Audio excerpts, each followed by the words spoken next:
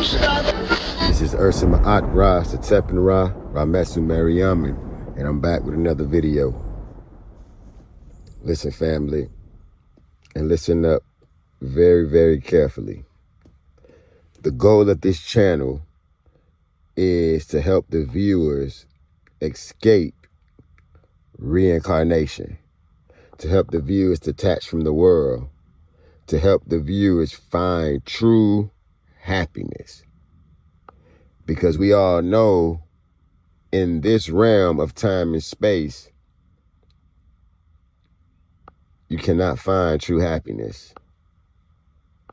You can find temporary happiness, but you cannot find true abiding happiness here. So, knowing this, we must do everything in our willpower to practice Maat, practice selfless service, helping other people,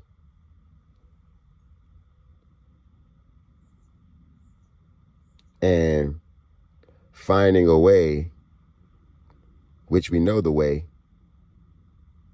righteous action, to escape this body.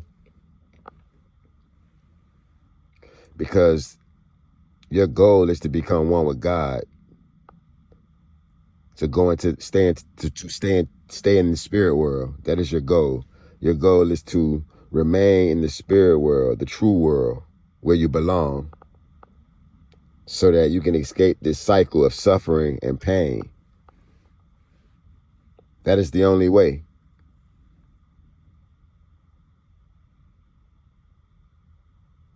So what is today's video about, family?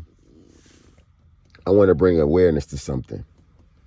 And I want to bring awareness to something important. We know that God can take any form. All the spiritual teachings agree with this. God could take any form. So, with knowing that, I want you to know, family, that God comes to you in the form of people in need. God comes to you in the form of those in need. Maat comes to you in the form of those in need. And why do I say Maat? And why do I say God? It's the same being. I'm just going back and forth between words, but it is the same being. Maat and God are the same being. Remember this, all ancient Kemetic deities are God playing different roles. Do not forget that. That's the only way you're going to understand a lot of the things on this channel. So back to the matter at hand. God, the Most High, the Nameless One, Jesus, Allah, Brahma, whatever you want to call it, whatever you want to call it, they come to you in the form of those in need. The great spirit of righteousness comes to you in the form of those in need. And the reason I keep repeating that, because I want that to sink into your subconscious mind. Whenever you see a bum, so-called bum, and I don't want to use that term, but I use that term for the sake of the video so that you can understand what I'm talking about. When you see a so-called bum, or you see a person that is homeless and they are asking you for maybe food or water,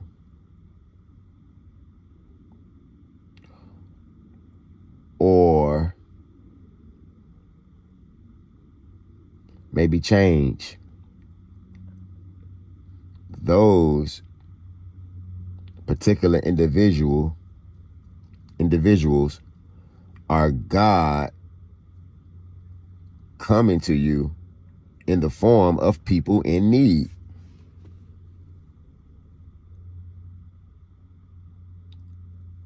And maybe some of you won't believe that. Some of you will say, I'm not giving nobody my money because they're going to go buy drugs or they're going to go buy alcohol with it. Well, that's not your concern. Your concern is the present moment and the act itself. That is your concern. Your concern is not what that individual is going to go, what that soul is going to go do with what you gave them. They have to be judged for their actions when they go before the great God in the judgment hall of Maat. Just like I'll have to be judged for my actions and you have to be judged for your actions. Everybody is going to be judged for their actions. But that moment that you done that righteous act of helping another soul, that would stick with you as a positive impression on your subconscious. That's why it's important to do good for people if you can, and if it's within your means. Long as it's within your means, it is okay to help someone. Don't worry about what that person is doing. Just focus on your own salvation.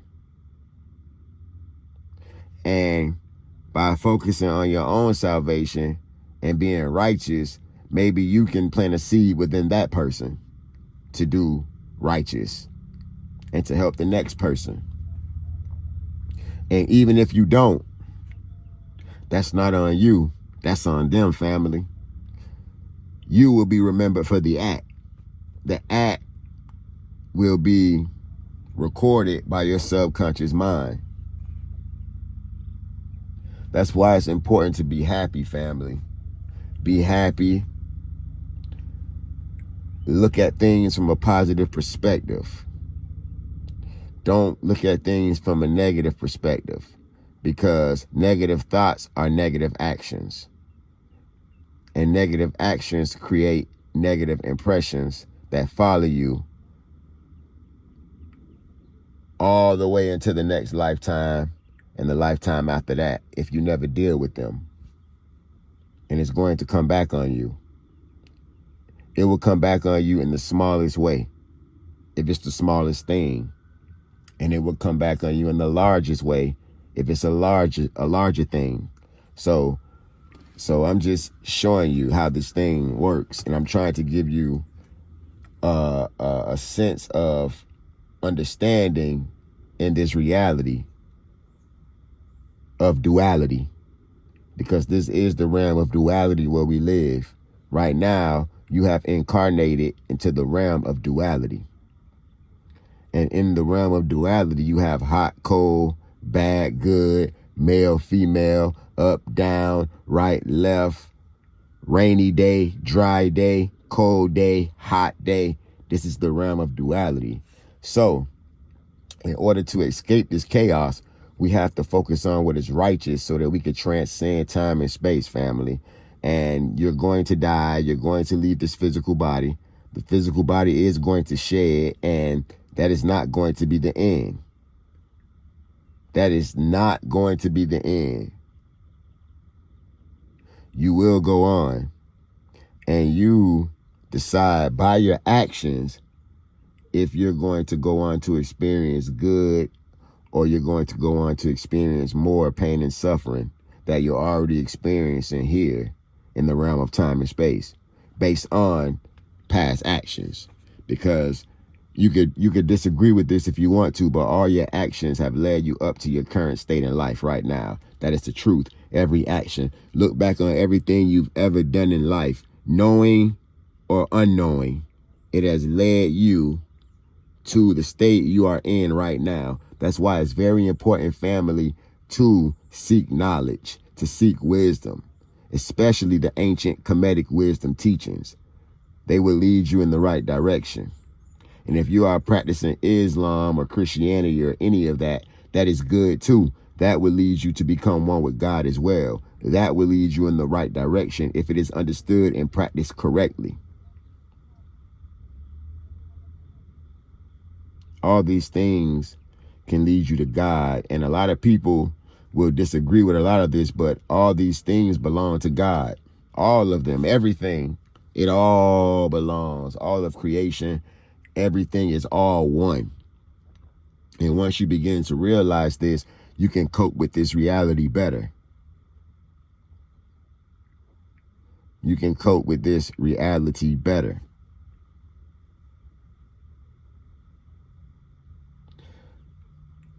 What I've learned is if something is not within your control, you would be a fool to worry about it because it's not in your control. There's nothing you can do about it. So why worry about it? Why dwell on it? And that's the same thing when it comes to this realm. What happens here 9 times out of 10 is not in your control. This is an unpredictable realm that's been proven. So why dwell on it? Do what makes you feel well as far as righteousness. I'm not talking about indulging in the desires of the senses. I'm not talking about those type of things. The only desire you should be desiring is becoming one with God and escaping reincarnation, because it is a proven fact that we die, we shed the physical body, we go to the spirit world for some time, and we come back. Those who have not lived a completely righteous life or a righteous life period, they do not stay in the spirit realm. They come back to the realm of time and space, and they experience the human existence again. Why? To get it right.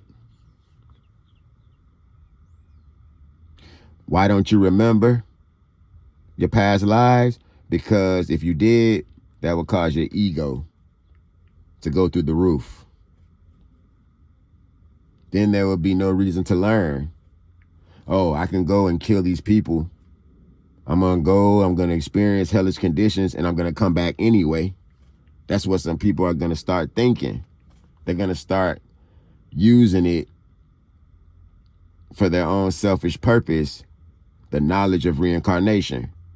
But see, if your memory is wiped when you're born into a new body, then your ego can't use reincarnation as a weapon for self-gain and self-fulfillment. You understand? So it is very important, family, for you to escape reincarnation and become one with God.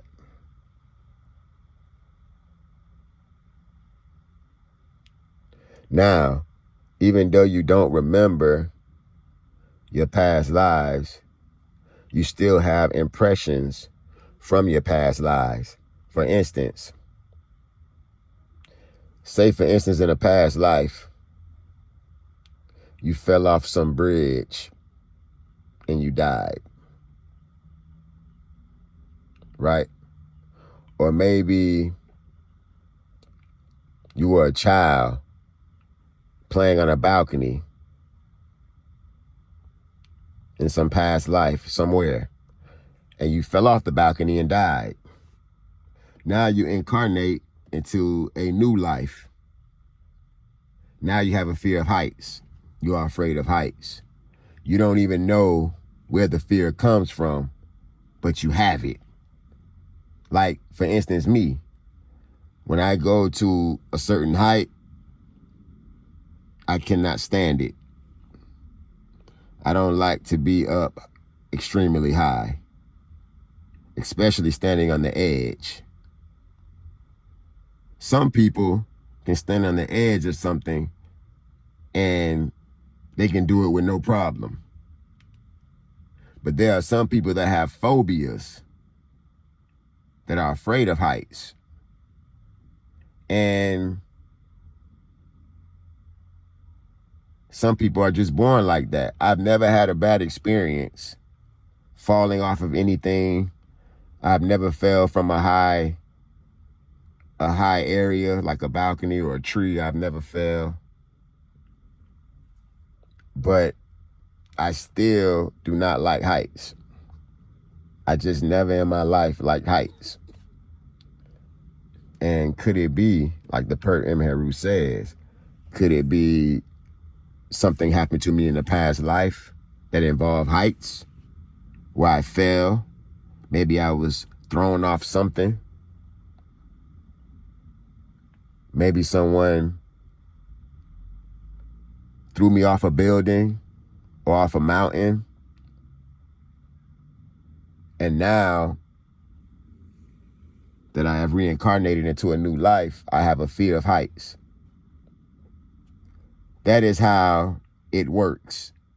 You don't remember the exact event in the past life, but the impression, it followed you into the next life. That fear of falling or heights, it stuck with you as a phobia. Think about it. Some people are born with certain phobias, and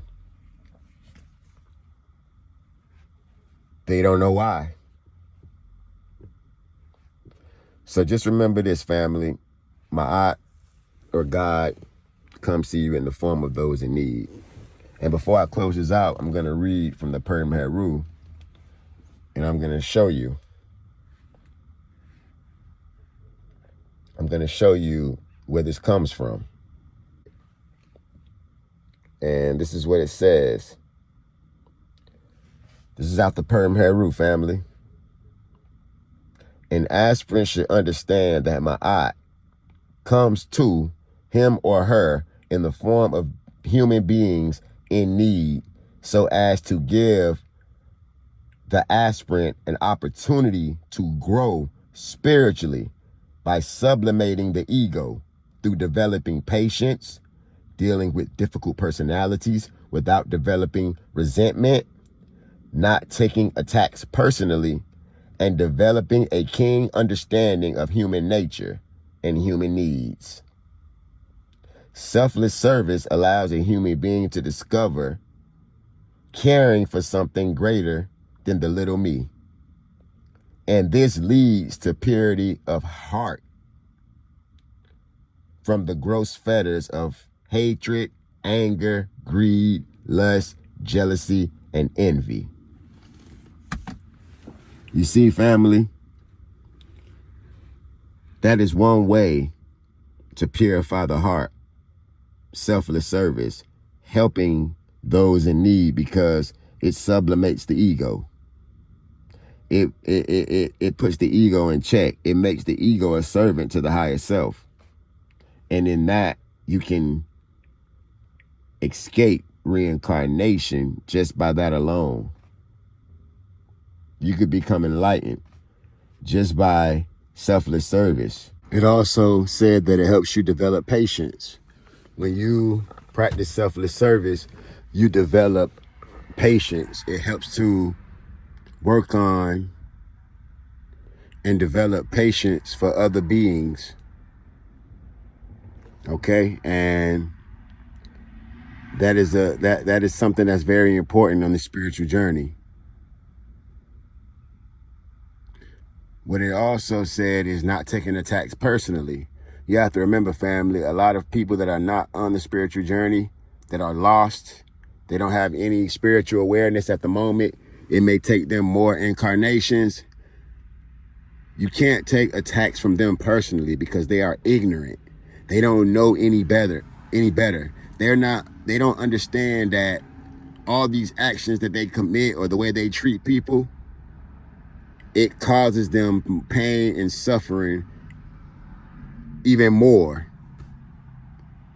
all the way into the next lifetime.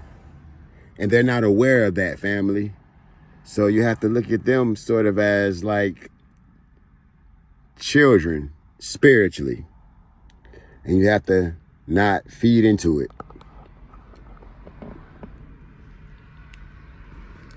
Maat comes to you in the form of those in need. Also, being able to do selfless service without developing resentment for people. If you're doing something for someone and they don't per se do it back for you, you start developing resentment towards the person because they're not doing things exactly the way that you think they should be doing things. So it's not really truly real selfless service, because you have to remember, family, everybody's responsible for their own actions. If a person cannot show gratitude, or if a person cannot be in harmony with you, that is their problem. Family, they're going to stand before the Most High, just like you got to stand before the Most High when we leave this body. There are other ways in Kemetics to become enlightened as well, but that is one of the ways. Following Maat is another one. But selfless service is one of the sure ways. And I'm talking about selfless service that's from the heart. Selfless service that you enjoy doing. Not because you're doing it because you're trying to escape reincarnation per se. That's the only reason you're doing it. But it has to be something that, you know, you enjoy doing. And if you keep doing selfless service over time, it would develop into that. You eventually love what you are doing, because when you see the responses that people give you, or the looks on people's faces, or how people, they thank God for your help,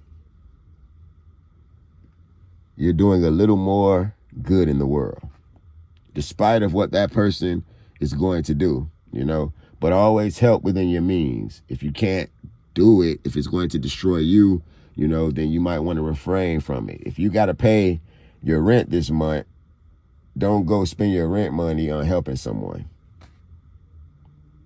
That is what I mean. You have to be able to understand when to help someone and when not to help someone. But helping someone needs to be done. You need to practice selfless service. It's very important. It's very, very important, family, because God comes to you in the form of those in need. God comes to you in the form of those in need. This is Ursa Maat Rasa Tepinra, Ramessu Meriamun. Maat Tep, family.